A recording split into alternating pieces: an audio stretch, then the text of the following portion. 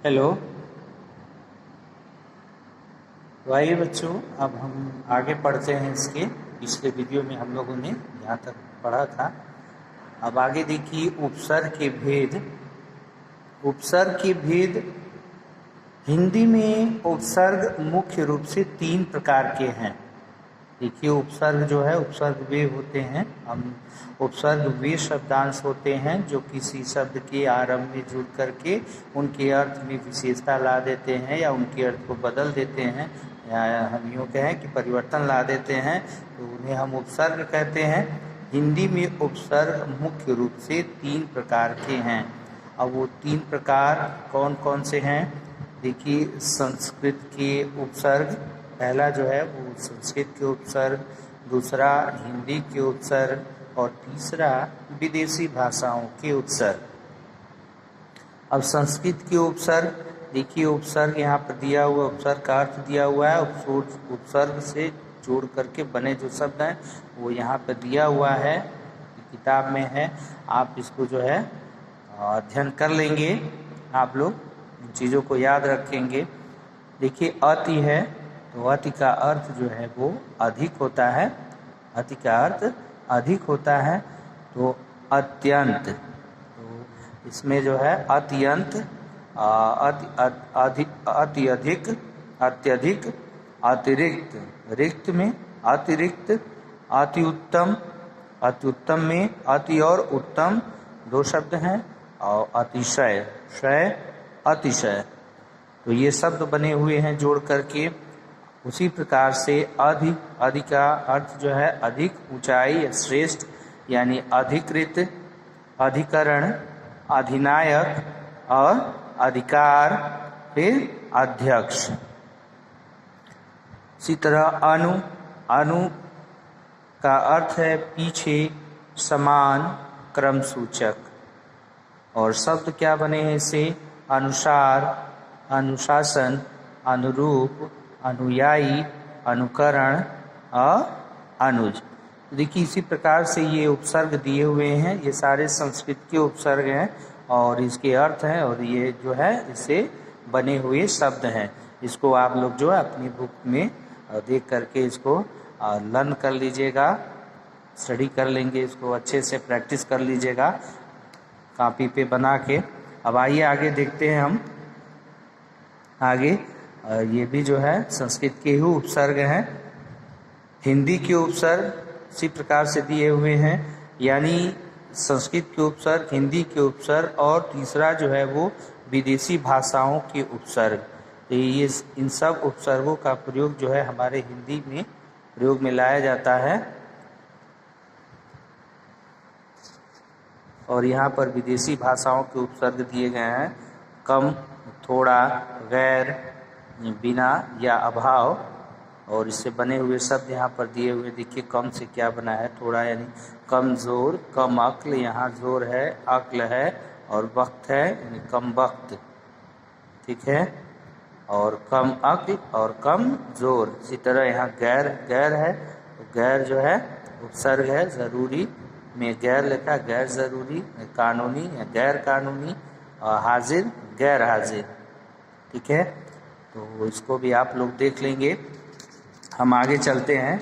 देखिए, आगे जो है ये कह रहा है उपसर्ग, उम्मीद है क्लियर हो गया होगा। तो उपसर्ग जो है वे शब्दांश होते हैं जो किसी शब्द के आरंभ में जुड़ करके उनके अर्थ में परिवर्तन ला देते हैं या विशेषता उत्पन्न कर देते हैं, उन्हें हम उपसर्ग कहते हैं।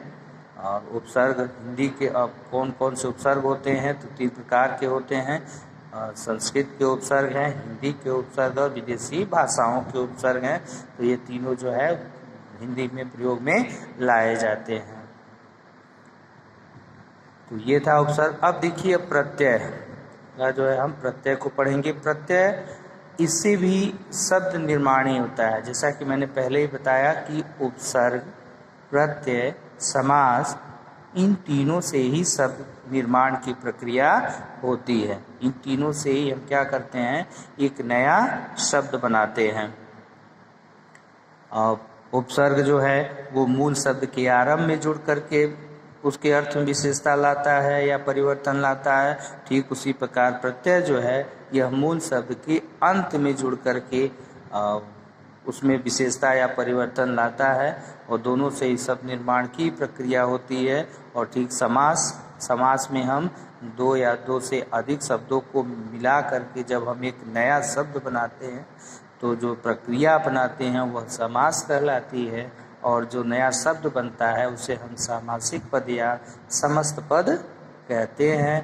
तो आइए इसी क्रम में हम जो शब्द निर्माण के क्रम में प्रत्यय को पढ़ते हैं, उपसर्ग को जान चुके हैं। तो प्रत्यय देखिए, कह रहे नीचे दिए चित्रों को ध्यान से देखिए।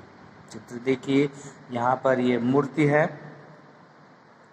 और ये फल है, ठीक है। अब मूर्ति में प्लस कार, क्या जुड़ा है? कार। तो क्या बन गया नया शब्द हमारा? मूर्तिकार, यानी मूर्ति को बनाने वाला। अब देखिए यहाँ पर फल है, फल धन वाला। अब क्या दोनों शब्द जब जुड़े हैं तो यहाँ पर फल वाला हुआ है, अर्थात फल बेचने वाला। देखिए ये प्रत्यय है, इनको हम प्रत्यय कहेंगे।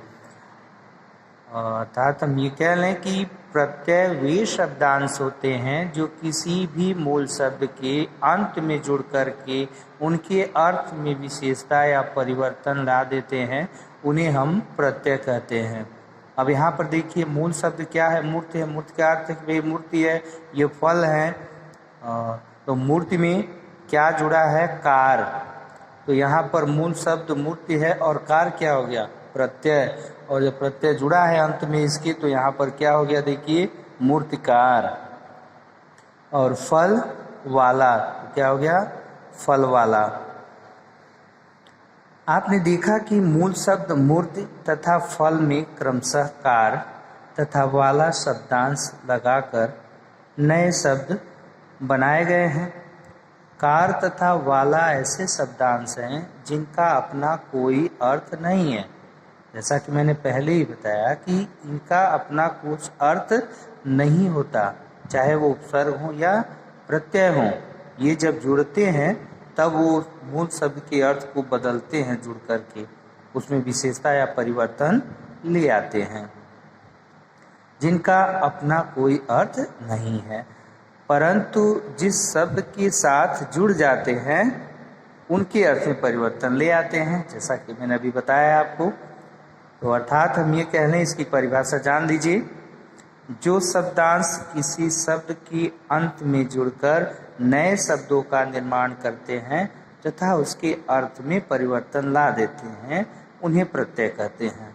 पहले ही बताया है मैंने आपको कि जो शब्दांश किसी शब्द के अंत में जुड़कर नए शब्दों का निर्माण करते हैं तथा उसके अर्थ में परिवर्तन ला देते हैं, उन्हें हम प्रत्यय कहते हैं। देखिए प्रत्यय के भेद। अब प्रत्यय के भेद, प्रत्यय के प्रकार। प्रत्यय के दो भेद होते हैं। कितने? दो भेद। पहला कौन है? कृत प्रत्यय, और दूसरा है तद्धित प्रत्यय।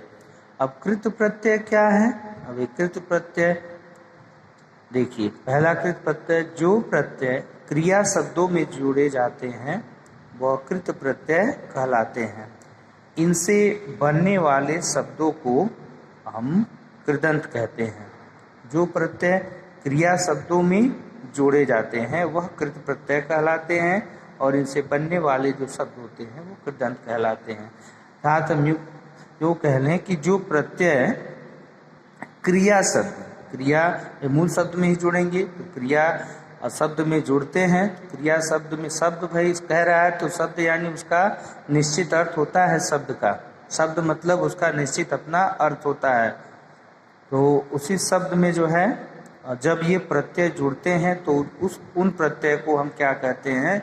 कृत प्रत्यय कहते हैं। और जब उनसे वो जुड़ करके, क्रिया में प्रत्यय जुड़ करके जब एक नया शब्द बना देते हैं तो उसको हम क्या कहते हैं?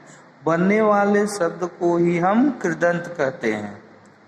यानी क्रिया शब्द में जुड़ करके प्रत्यय जो है, जो प्रत्यय जुड़ते हैं तो उनके अर्थ में विशेषता ले आते हैं, परिवर्तन लाते हैं, तो प्रत्यय को तो हम कृत प्रत्यय कहते हैं। लेकिन जब उनसे एक नया शब्द जो बन जाता है जुड़ करके प्रत्यय द्वारा, तो वह जो है वह कृदंत कहलाता है। आइए आगे देखते हैं। देखिए हिंदी के कृत प्रत्यय, इन प्रत्ययों को दिया हुआ है और प्रत्यय से यहाँ पर नए शब्द बने हैं। जैसे आई प्रत्यय है तो पढ़ है, मूल शब्द धातु जो है वो पढ़ है, तो पढ़ में आई प्रत्यय पढ़ाई है, लिख से लिखाई है, बुन से बुनाई है और चढ़ से चढ़ाई है। तो यह शब्द बने हैं। इसी प्रकार और भी यहाँ पे प्रत्यय जो है ये दिए हुए हैं और इनसे जो है कि ये शब्द बने हुए हैं। और उसी प्रकार देखिए हिंदी के कृत प्रत्यय हैं, संस्कृत के कृत प्रत्यय हैं, इन सभी से शब्द निर्मित हुआ है। आप इसको अच्छी तरीके से प्रैक्टिस कर लेंगे, शब्दों को बना करके लिख लेंगे। तो ये कृत प्रत्यय थे। अब जो है देखिए तद्धित प्रत्यय। तो कृत प्रत्यय आपने जाना कि क्रिया शब्द में भाई जो प्रत्यय जुड़ते हैं वो कृत प्रत्यय कहलाते हैं और उनसे जो शब्द बनते हैं तो वो कृदंत प्रत्यय होते हैं, कृदंत कहलाते हैं।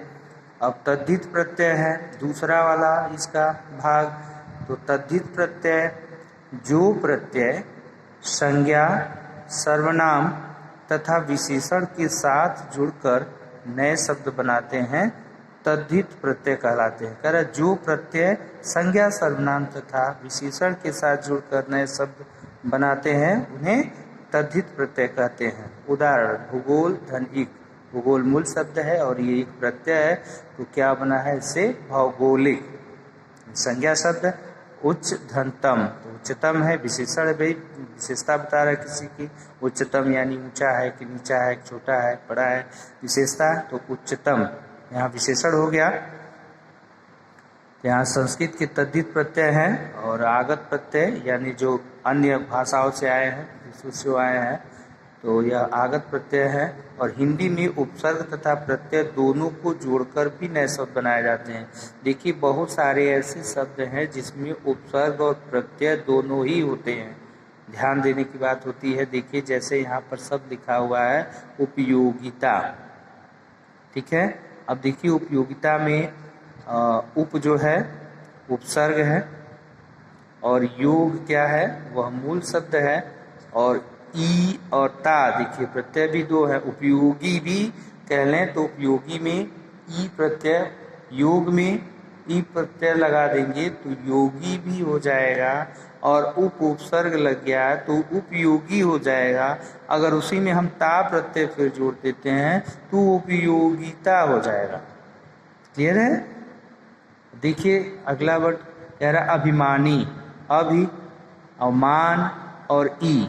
देखिए अभिमानी अलौकिक और उपसर्ग है, लोक जो है मूल शब्द है और इक जो है वो प्रत्यय है। अलौकिक, अलौकिक। इसी प्रकार निर्दयी, निर दया मूल शब्द है और इसी में ये उपसर्ग पहले जुड़ा है और प्रत्यय ये जो है ये बाद में।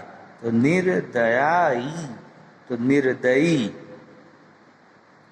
वैज्ञानिक वी और यहाँ ज्ञान और इक वैज्ञानिक। और ठीक इसी तरीके से और भी यहाँ पर दिए हुए हैं शब्द है, उपसर्ग है, यहाँ मूल शब्द है और प्रत्यय है। तो दोनों भी हो सकते हैं, उपसर्ग भी और प्रत्यय भी। तो आज का ये जो है वीडियो यहाँ पे हम समाप्त करते हैं। अगले भाग में फिर हम उपस्थित होंगे समास को लेकर के। तब तक student take care, bye bye.